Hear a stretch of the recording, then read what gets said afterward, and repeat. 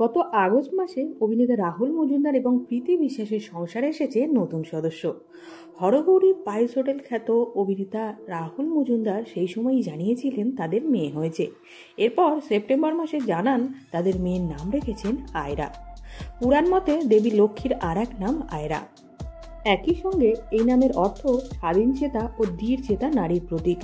যদিও এই তারকা দম্পতি আয়রার মুখ এতদিন গোপন রেখেছিলেন, অবশেষে ছোট আয়রার সঙ্গে আলাপ করিয়ে দিলেন রাহুল প্রীতি।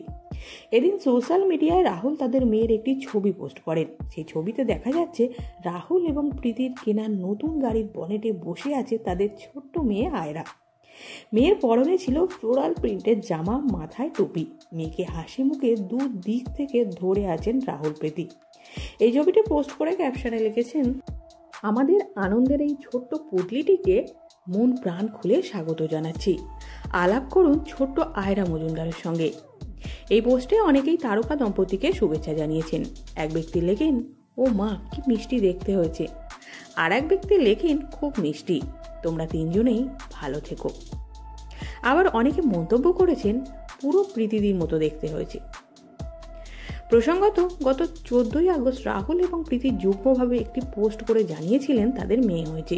এই পোস্টে তারা জানান, আমরা আনন্দের সঙ্গে আমাদের মেয়ের আগমনের কথা জানাচ্ছি। বাবা মা হওয়ার এই জীবনে প্রবেশ করতেই আমাদের জীবন কানায় কানায় পরিপূর্ণ। তো বন্ধুরা, আপনাদের মতে ছোট্ট আয়রাকে কার মতো দেখতে হয়েছে, তার বাবা না মায়ের মতো? জানিয়ে দিন কমেন্ট বক্সে। ভিডিওটি ভালো লাগলে লাইক করতে ভুলবেন না।